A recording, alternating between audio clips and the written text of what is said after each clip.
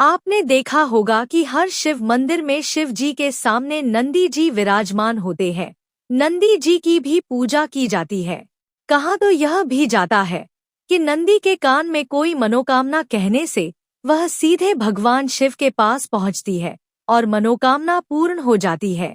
क्या आप जानते हैं कि नंदी जी कैसे बने भगवान शिव के वाहन? तो आइए सुनते हैं इस कहानी को। कैसे बने भगवान शिव जी के वाहन नंदी जी? पौराणिक कथा के अनुसार पूर्व काल में शिलाद ऋषि नाम के एक ऋषि मुनि थे। वह ब्रह्मचारी थे। ब्रह्मचर्य का पालन करते करते शिलाद ऋषि मुनि को बुढ़ापा आ गया था और उन्हें एक चिंता सताने लगी। चिंता यह थी, बिना संतान उनकी मृत्यु के बाद उनका वंश समाप्त हो जाएगा। इसलिए उन्होंने अपने वंश को आगे बढ़ाने के लिए इंद्रदेव की कठोर तपस्या करने का निश्चय किया। एक दिन इंद्रदेव उनकी भक्ति से प्रसन्न होकर प्रकट होते हैं। मैं आपकी भक्ति से अत्यंत प्रसन्न हूँ। मांगो, आपको क्या वर चाहिए? इंद्रदेव, मुझे वरदान दीजिए कि मुझे ऐसे पुत्र की प्राप्ति हो जिसे मृत्यु छू भी ना सके। मुनिवर, ऐसा पुत्र देने में तो मैं असमर्थ हूँ। आपकी यह इच्छा तो केवल देवों के देव महादेव ही पूरी कर सकते हैं। आप महादेव की तपस्या कीजिए, वह आपकी मनोकामना जरूर पूरी करेंगे। इंद्रदेव के कहने पर शिलाद ऋषि जी घने जंगलों की तरफ चल पड़ते हैं और घने जंगलों के बीच पहुंचकर बैठ जाते हैं और महादेव जी की कठोर तपस्या में लग जाते हैं और कई साल बीत जाते हैं। कई सालों की कठोर तपस्या के बाद उनकी भक्ति से प्रसन्न होकर महादेव उनको दर्शन देते हैं। आंखें खोलो शिलाद ऋषि, हम तुम्हारी तपस्या से प्रसन्न हुए। कहो, तुम्हें क्या वर चाहिए? हे प्रभु, मुझे आपके समान ही पुत्र चाहिए, जो कि सुयोग्य और सुंदर हो और जिसको मृत्यु छू भी ना पाए। यह सुनकर भगवान शिव जी बोले, हे मुनिवर, यूं तो मैं सारे जगत का पिता हूँ, फिर भी तुम मेरे पिता बनोगे। मेरा ही एक रूप तुम्हारे पुत्र के रूप में जन्म लेगा और उसका नाम नंदी होगा। कुछ दिनों के बाद शिलाद ऋषि जी भगवान शिव के नाम से यज्ञ कर रहे थे। उस यज्ञ कुंड से एक बालक उत्पन्न हुआ। उस बालक का मुख बेहद ही मनमोहन और तेज से भरा हुआ था। कितना मनमोहक और सुंदर अंश है मेरे शिव का। अब तो शिलाद ऋषि की प्रसन्नता का कोई ठिकाना ही नहीं था। वह उसे अपने साथ घर ले आए और वह उसका लालन पालन करने लगे। देखते ही देखते नंदी बड़ा हो गया। 6 साल का होते ही शिलाद ऋषि मुनि ने नंदी को संपूर्ण वेदों और अन्य शास्त्रों का भी अध्ययन करवाया।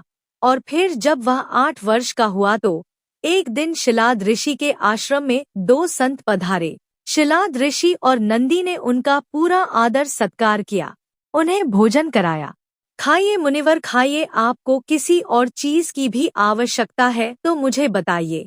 नहीं नहीं, बस अब हमारा पेट भर गया है, हमें और कुछ नहीं चाहिए, आपका बहुत बहुत शुक्रिया। शिलाद ऋषि के घर मिले सेवा भाव से दोनों सन्यासी बहुत खुश हुए। जाने से पहले दोनों सन्यासियों ने शिलाद ऋषि को लंबी उम्र और खुशहाल जीवन का आशीर्वाद दिया और नंदी को बिना आशीर्वाद दिए ही जाने लगे। संतों के इस आचरण से शिलाद ऋषि चिंता में पड़ गए। अगर आप बुरा ना मानो तो मैं ये जान सकता हूँ कि आपने मुझे बूढ़े को तो आशीर्वाद दे दिया, लेकिन मेरे बेटे नंदी को नहीं। तब सन्यासियों ने बताया, हमें ये बात कहते हुए बेहद ही दुख हो रहा है, लेकिन सच तो यह है कि नंदी अल्पायु है, अर्थात उसकी आयु बहुत कम है। आपके इस पुत्र की आयु बहुत कम है, इसलिए हमने इसे कोई आशीर्वाद नहीं दिया। उन दोनों सन्यासियों की बातें सुनने के बाद अंदर जाकर शिलाद ऋषि नंदी को गले लगाकर फूट फूट कर रोने लगते हैं। तब नंदी अनजान बनते हुए उनसे पूछते हैं, पिताजी, आपको ऐसा कौन सा दुख आन पड़ा जो आप रो रहे हैं? पुत्र, सन्यासियों ने बताया कि तुम अल्पायु हो और इस बात से मैं बेहद दुखी हूँ। तुम ही बताओ, मेरा यह दुख कैसे दूर होगा? पिता के मुख से ऐसी बातें सुनकर नंदी हंसने लगते हैं और कहते हैं, आपने मुझे स्वयं भगवान शिव के आशीर्वाद से पाया है, तो मेरे इस जीवन की रक्षा भी भगवान शिव ही करेंगे। आप इस बात की बिल्कुल भी चिंता ना करो। फिर अगले दिन नंदी अपने पिता से आज्ञा लेकर भगवान महादेव जी की तपस्या करने के लिए भुवन नदी पर चले गए और वहां पहुंचकर वह नदी किनारे बैठकर शिव जी की कठोर तपस्या करने लगे। बालक नंदी की कठोर तपस्या देख भगवान महादेव जी नंदी के समक्ष प्रकट हुए। जब नंदी ने महादेव को देखा तो वो भूल ही गए कि वह लंबी उम्र के लिए तपस्या कर रहे थे। तत्पश्चात महादेव ने कहा, नंदी पुत्र, मैं तुम्हारी तपस्या से बेहद प्रसन्न हूँ। मांगो तुम्हें क्या चाहिए। प्रभु, मैं हमेशा के लिए आपके सानिध्य में रहना चाहता हूँ। मुझे सदा के लिए अपने चरणों में जगह दे दीजिए। हे शिलानंद, तुम्हें मृत्यु का भय कहाँ? तुम तो मेरे ही समान हो, तुम तो मेरा ही अंश हो, तो अजर अमर बनकर सदा ही मेरे संग रहोगे। तुम पर सदा मेरा प्रेम बरसता रहेगा। मेरी कृपा से तुम पर जन्म मृत्यु अपना प्रभाव नहीं डाल सकेंगे। तत्पश्चात शिवजी ने पार्वती माता से कहा, हे देवी, मैं नंदी का अभिषेक करके इसे गणाध्यक्ष बनाना चाहता हूँ। इस विषय में आपकी क्या राय है? महादेव, आप नंदी को गणाध्यक्ष पद प्रदान कर सकते हैं, क्योंकि परमेश्वर या शीलनंदन मेरे लिए पुत्र सलिखा है, इसलिए नाथ ये मुझे बहुत ही प्यारा है। महादेव ने अपने अतुल बलशाली गणों को बुलाकर उनसे कहा, गणनायकों, आज से ये नंदीश्वर तुम लोगों का स्वामी होगा।